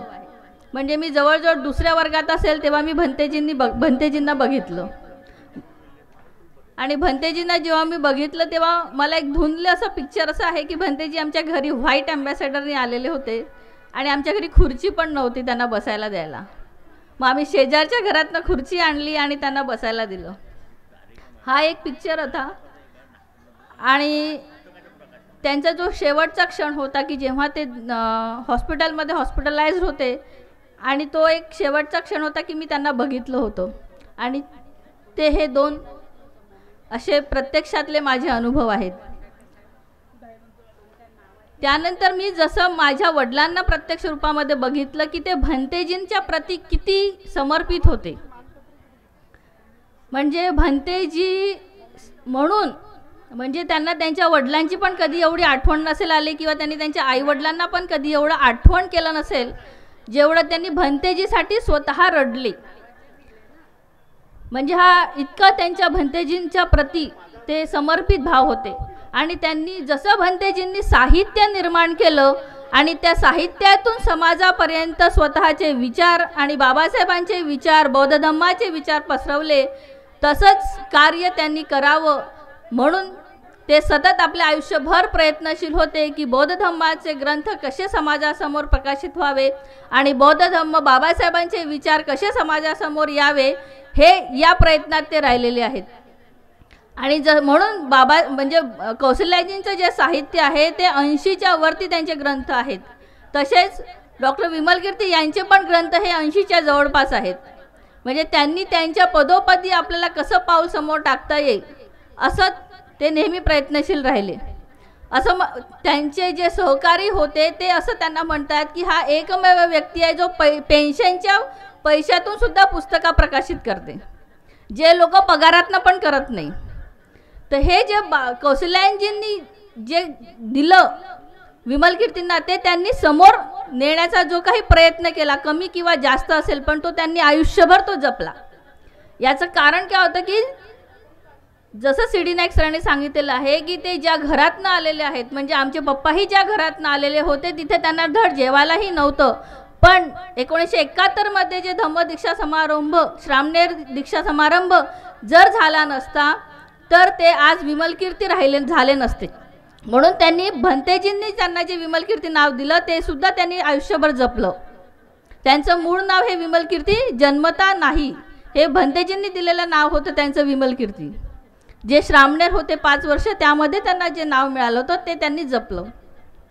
तर हे जे आहे भंतेजींनी काय दिलं, म्हणजे ज्यांना काहीच नव्हतं अशा मुलांना प्रशिक्षण देणे, त्यांना शिकवणे, त्यांना समोर नेणे आणि शिक्षणासाठी प्रेरित करणे आणि त्यातनं ही जी काही मान्यवर आज निर्माण झालेली आहेत ते कौशल्यांजींनी बनवलं, घडवलं. तर मला माहिती आहे की भिक्षू बनून राहणं किती कठीण असतं. म्हणून कसं एक म्हण आहे की जावे त्याच्या वंशी तेव्हा कळे, असं म्हणतात ना. त्याच्यामुळे भिक्षूच्या वंशी जाऊन भिक्षू जीवन जगलं पाहिजे, तेव्हा कळतं की भिक्षू जीवन कसं असतं, निखाऱ्यावरती चालणं असतं, हे लक्षात घ्या. आम्ही लहानपणी असताना जे आहे ते महाभारत पाहत होतो, तर ते महाभारतामध्ये जे आहे ना, त्या भीष्माला जे आहे ना ते असे बाणं लागलेले होते शेवट युद्धामध्ये, आणि त्या बाणावरती जे आहे ते भीष्माची काया उभी होती, नाही का. तशासारखं जे आहे ते भिक्षू जीवन असतं. बाणावरती जे आहे ते उभं राहायचं असतं आणि लढायचं असतं माराशी. म्हणजे स्वतः तो लढत असतो निरंतर माराशी, समाजाशी, समाजातील लोकांशी. खूप सारे जे आहे ते बोलणारे असतात. एक पद्धतीचे बोलणारे राहत नाही ना, अनेक पद्धतीचे लोक असतात बोलणारे. आणि त्याच्याही याच्यामध्ये जे आहे एवढं सगळं बोलणं सहन करून अप्रमादानं युक्त होऊन सतत परिश्रम करून लोकांच्या हितासाठी, सुखासाठी विचरण करीत असतात आणि आपलं संपूर्ण जीवन जे आहे ते सोडून जातात. त्यातही जे महापुरुष होतात, भिक्षूंमध्ये सुद्धा जे आहे ते असे भिक्षू होतात जे आपलं संपूर्ण जीवन सोडून जातात लोकांना प्रेरणा घेण्यासाठी.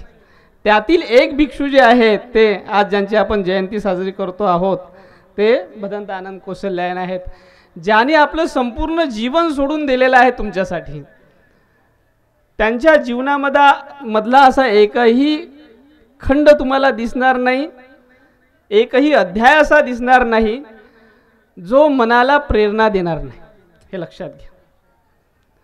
म्हणजे दुसऱ्या समाजातला व्यक्ती असून सुद्धा तो जे आहे ते पहिल्यांदा एक बुद्ध वचन ऐकतो आणि बुद्ध वचन ऐकल्याबरोबर जे आहे की मनच प्रदूषित आहे, मन सर्व जे आहे ते काय आहे, आरंभ आहे.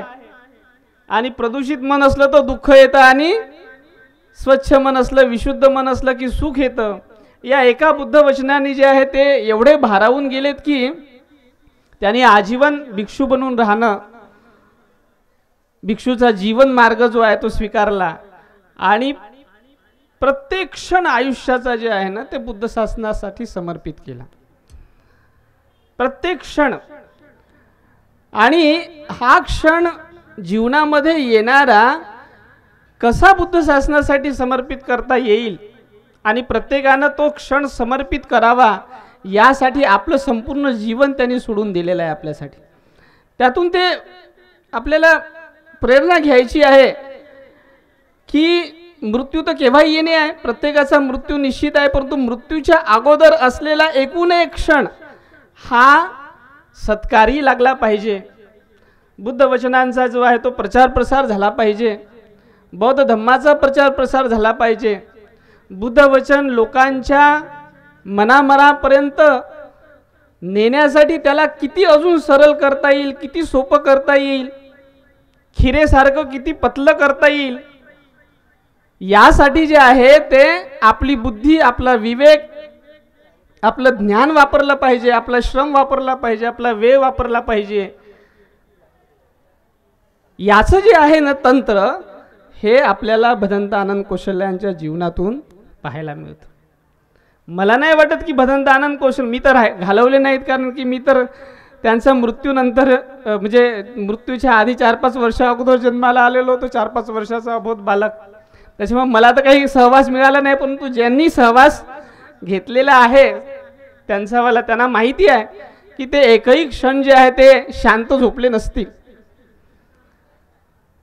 आणि त्यांचं कार्य सांगतं की ते आपल्या पूर्ण 24 घंट्याचा किती घंटे वापर करत असतील त्यांच्या कार्यावरून समजतं. जवळपास 83-85च्या जवळपास पुस्तकं आहेत, बरोबर आहे ना? 83-84च्या जवळपास पुस्तकं लिहिणं साधीसुधी गोष्ट आहे का? प्रत्येक विहारामध्ये जे आहे प्रत्येक उपासिका संघ आहेत. बुद्धभूमीच्या इथल्या भिक्षूंना काय कमी पडेल का? नाही पडणार, हे लक्षात घ्या. तर हा संदेश तुम्ही जे आहे आजच्या प्रसंगी तुम्ही जरूर घेऊन गेला पाहिजे. आणि आपल्या भंतेजीला अन्नाची, वस्त्राची, भेषजाची आणि निवासाची कमी नाही झाली पाहिजे, याच्यासाठी जे आहे ते आपण संकल्प केला पाहिजे. प्रत्येक बौद्ध देशांमध्ये जे आहे ना, लोक आपलं घर बांधायचा विचार पहिले नाही करत. पहिले विचार करतात बुद्ध विहार माझं जे आहे ते सोन्यासारखं सजलं पाहिजे आणि त्या बुद्ध विहारामध्ये भिक्षू असले पाहिजेत. त्या बुद्ध विहारामध्ये लहान लहान लेकरं भिक्षू बनून, शामनेर बनून जे आहे ते शिक्षण घेतलेले पाहिजेत, हा विचार करतात. आपण कोणता विचार करतो हे लक्षात घ्या बरं. करतो का असा विचार? तुम्ही पैसे खर्च करून जे आहे ते थायलंडला जाता, श्रीलंकेला जाता, का पाहासाठी जाता? मग तिथून एवढे सारे लोक जे ते पाहून येतात, मग इथं का करत नाही?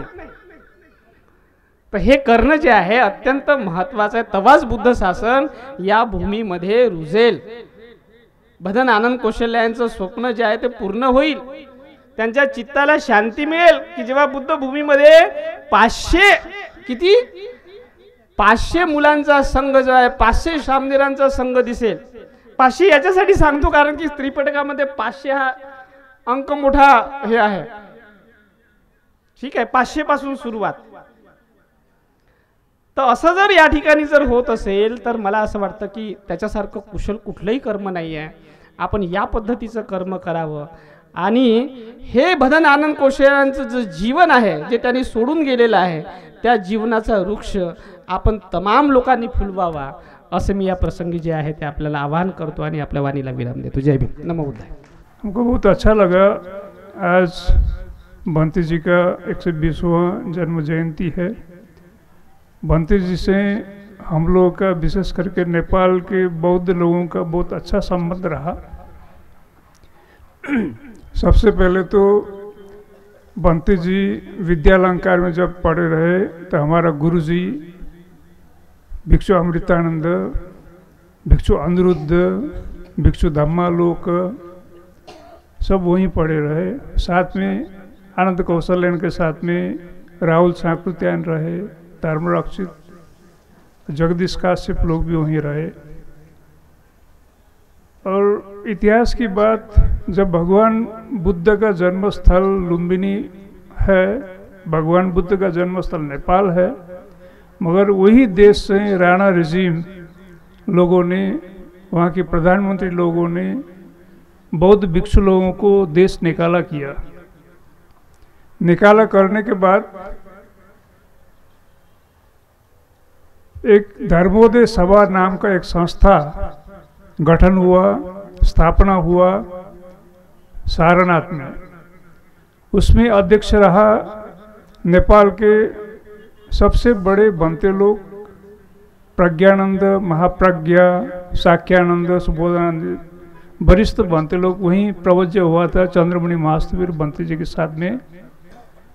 जो भंते ने युग प्रवर्तक बोधिसत्व बाबा साहब अम्बेडकर को लाखों लोगों के सामने दीक्षा दिया, वो हिसाब से धर्मोदय सभा का स्थापना हुआ सारनाथ में. अध्यक्ष रहे चंद्रमणि बाबा जी और उपाध्यक्ष रहे भदंत आनंद कौशल्यान महास्तवीर जी और सचिव रहे भिक्षु अमृतानंद हमारे गुरु जी. उन्हीं के ओवाज से, उपदेश से भिक्षु अमृतानंद ने जगह जगह पे पत्र भेजा और कहीं से भी कुछ उत्तर नहीं मिला.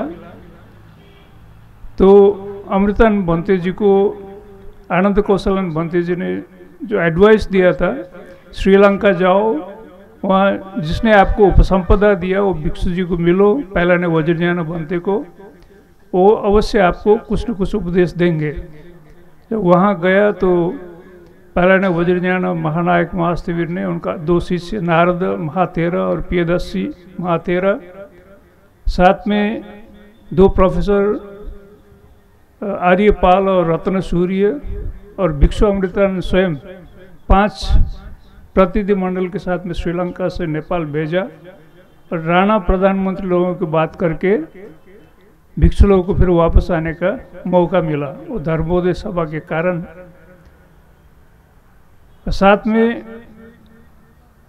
वही धर्मोदय सभा के कारण चतुर्थ विश्व बौद्ध सम्मेलन 1954 में काठमांडू में संपन्न हुआ, जिसमें आनंद कौशलानंद भंते के कारण ही बाबा साहब अम्बेडकर को काठमांडू में चतुर्थ विश्व बौद्ध सम्मेलन में लाने का प्रयास हुआ और उपस्थित भी हुआ, अच्छा भाषण भी हुआ।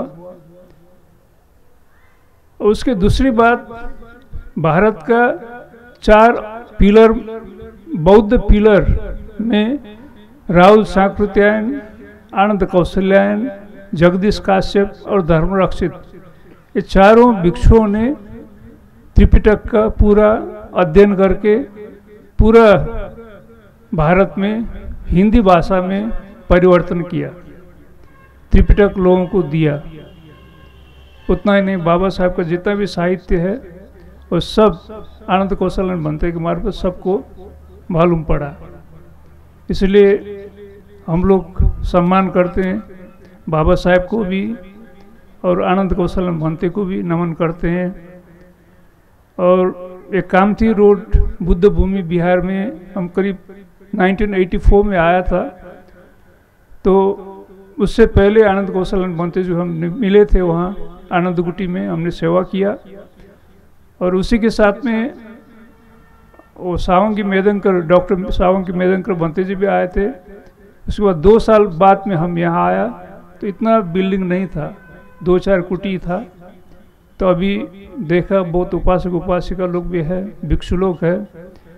और जो आनंद कौशलानंद भंते जी ने प्रयास किया दीक्षा भूमि से आकर के, वहाँ भी षड्यंत्र हुआ इसलिए वहाँ से आया और यहाँ आके इतना बड़ा मेहनत किया, भिक्षु लोगों को बनाया। अभी भिक्षु लोग भी जो धर्मदूत का कार्य कर रहे हैं और सामनेर बना रहे हैं, वो और आगे जाएं और बुद्ध धर्म को और आगे भेजें, ये मेरा संदेश है। भवतु सब मंगलम। अगर बाबा साहब नहीं होते तो शायद ही हम आज 3 रत्नों को शरण जाते। आज हम जो कुछ भी है, जो भी है, बाबा साहब की वजह से है। तो हमें बाबा साहब के प्रति अनंत कृतज्ञता होनी चाहिए। इसलिए मैं अपने श्रमण जीवन में जितना भी पुण्य किया है, धर्म जीवन जिया है, वो बाबा साहब को अनुमोदन तथा समर्पित करते हुए उनके प्रति सम्मान व्यक्त करता हूँ। श्रद्धांत उपासकों, आप लोगों के लिए और एक अच्छी खबर है। हमारे इस स्टेज पर अरहंत पुण्य भंते जी की धातु है, आप लोगों को परिचित नहीं है। जो दाहिनी ओर जो स्तूप दिख रहा है उसको करंडू बोलते हैं। उस करंडू में अरहंत पुण्य भंते जी के धातु हैं। अरहंतों के धातु देखना या उन धातुओं की वंदना करने के लिए मिलना, यानी कि साक्षात अरहंतों के दर्शन करने जैसा है। लेकिन ये तब होता है जब हमारे भीतर वैसी श्रद्धा है, उस प्रकार की चेतना है। जब हमारे हृदय में वैसी चेतना श्रद्धा होती है तो उन धातुओं में उन अरहंतों को देख सकते हैं। धातुओं को देखते हुए अरहंत लोग उस साक्षात अरहंत को ही देखते हैं। तो इसीलिए भी आप लोगों ने जाने से पहले स्टेज पर विराजमान अरहंत पुण्य भंते जी की वंदना करते हुए भी जाना चाहिए। अरहंत पुण्य भंते यानी कि भगवान बुद्ध के अग्र श्रावक 80 महाश्रावकों में से एक, जिनको भगवान ने इसी महाराष्ट्र भूमि के पश्चिम महाराष्ट्र प्रदेश में उस समय उसको सुनापरांत कहते थे। तो सुनापरांत भूमि में धर्म प्रचार हेतु लोक कल्याण के लिए भेजा था और उन्होंने इसी महाराष्ट्र भूमि में भगवान के समय ही बुद्ध शासन को स्थापित किया था। ये महाराष्ट्र बहुत ही पुण्यवान लोगों की भूमि रही थी, अभी भी है। उनके बाद में सम्राट अशोक के काल में अरहंत मोगलीपुत्र तीसरे अरहंत भंते जी ने 9 देशों में भगवान का शासन स्थापित करने के लिए अलग अलग भिक्षुओं को नियुक्त किया था। तो इस महाराष्ट्र भूमि में बुद्ध शासन को स्थापित करने के लिए, बुद्ध शासन को बढ़ाने के लिए, लोक का कल्याण करने के लिए अरहंत महाधम्म रक्षित भंते जी को इस महाराष्ट्र भूमि में भेजा था। उससे भी पहले एक विशेष बात हुई थी। भगवान बुद्ध जब श्रीलंका की यात्रा में निकले थे तो वापस आते समय महाराष्ट्र के इस किसी एक पहाड़ी एरिया में भगवान रुके थे और वहाँ पर भगवान कहते हैं अपने भिक्षुओं को बताते हुए, ये जो भूमि प्रदेश है, इस भूमि प्रदेश में चिरकाल तक बुद्ध शासन बना रहेगा। ये भगवान की भविष्यवाणी थी और उसी के अनुसार इस महाराष्ट्र भूमि में बुद्ध शासन स्थापित हुआ। अरहंत महाधम्म रक्षित भंते जी ने इस भूमि में राजा के साथ सभी प्रजाओं को महानारद कश्यप जातक का उपदेश किया और यहाँ सैकड़ों लोग श्रोतापन्न, सकदागामी, अनागामी, अरहंत बने। और इस प्रकार से जब इस भूमि में सैकड़ों उपासक लोग भिक्षु बने, धम्म और विनय से संपन्न बने, मार्ग और फल से लाभी बने, उसके बाद जब विनय का पाठ किया गया, विनय पारायण हुआ, उस समय में ये घोषणा हुई, इस महाराष्ट्र भूमि में बुद्ध शासन स्थिर हुआ, स्थापित हुआ। और भगवान का वचन है, भगवान कहते हैं विनये ठितं बुद्ध शासनस्य ठितं नाम होती। इसका अर्थ होता है जब उपसंपदा प्राप्त भिक्षुओं में विनय प्रतिष्ठापित होते हैं, विनय प्रतिष्ठापित होते हैं, उस समय में उस भूमि प्रदेश में बुद्ध शासन प्रतिष्ठापित होता है। तो इस प्रकार से सम्राट अशोक के काल में सम्राट अशोक की अनुकंपा से इस महाराष्ट्र भूमि में रहने वाले लोगों को भगवान बुद्ध की शरण जाने का मौका मिला, धर्म और संघ की शरण जाने का मौका मिला। और उस समय लाखों लोगों ने, करोड़ों लोगों ने अपना मंगल साध्य किया। इस प्रकार से बुद्ध शासन से पवित्र हुई ये भूमि है और इसी भूमि प्रदेश में बोधिसत्व डॉक्टर बाबा साहब अम्बेडकर जी ने फिर से इसी भूमि प्रदेश के लोगों को 3 रत्नों की शरण दी है। 3 रत्नों की शरण देते हुए पंचशील दिया है और आप लोगों को, हम लोगों को भगवान का श्रावक बनाया है। ये बहुत बड़े उपकार है, इससे बढ़कर और कोई उपकार नहीं है। अंतिम में मैं यही एक संदेश देना चाहूँगा, जो धम्म भगवान बुद्ध ने हमें दिया है उस धम्म को समझने की कोशिश कीजिए, सही अर्थ से समझने की कोशिश कीजिए और यथार्थ रूप से समझे हुए भगवान के धर्म को अपने जीवन में उतारिए और धर्म के महान प्रतिफल पाइए। और इसीलिए ये धर्म देशना भी और ये धर्मदान का पुण्य भी आप लोगों को अनुमोदन करते हुए मैं आशीर्वाद करता हूँ। विशेष रूप से यहाँ के जो बड़े भंते जी हैं उनको मैंने ये धर्मदान का जो पुण्य अर्जन किया है वो सारा पुण्य उनको समर्पित करता हूँ और उनको अभिवादन करता हूँ। साथ में सभी भिक्षु संघ को अनुमोदन करता हूँ। चारों प्रत्ययों से सेवा करने वाले उपासक उपासिकाओं को भी, आप सब लोगों को भी अनुमोदन करता हूँ।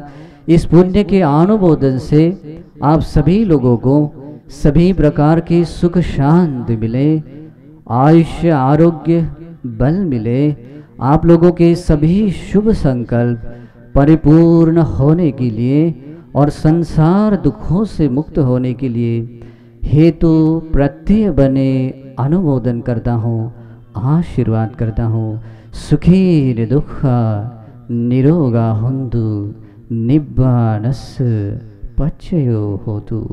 सुखी हो, भला हो, मंगल हो। आणि सर्व भिक्षू संघाला एकदा अभिवादन करून सर्व उपस्थित बंधू भगिनींना सप्रेम जय भीम। या ठिकाणी बुद्ध धम्म प्रचारामध्ये पूज्य भदंत डॉक्टर आनंद कौशल्यांजी यांचं योगदान हे या ठिकाणी सांगितलेलं आहे। तर या संगोष्ठीमध्ये ज्या मॅडम बोलल्या त्यांनी आपल्या अनुभवातून सांगितलं आणि जे डॉक्टर सुजित बनकर सर यांनी सुद्धा आपल्या अनुभवातून आणि जे काही अध्ययन केलं त्यामधून भदंत आनंद कौशल्यांजी यांच्या धम्म प्रचाराची माहिती दिली। त्यांनी सांगितलं की भदंत आनंद कौशल्यांजींनी एवढे पुस्तकं लिहिले आणि त्या माध्यमातून धम्म प्रचार केला, परंतु केवळ जातक कथा आणि अंगुत्तर निकाय याच पुस्तकांचा त्यांनी उल्लेख केला।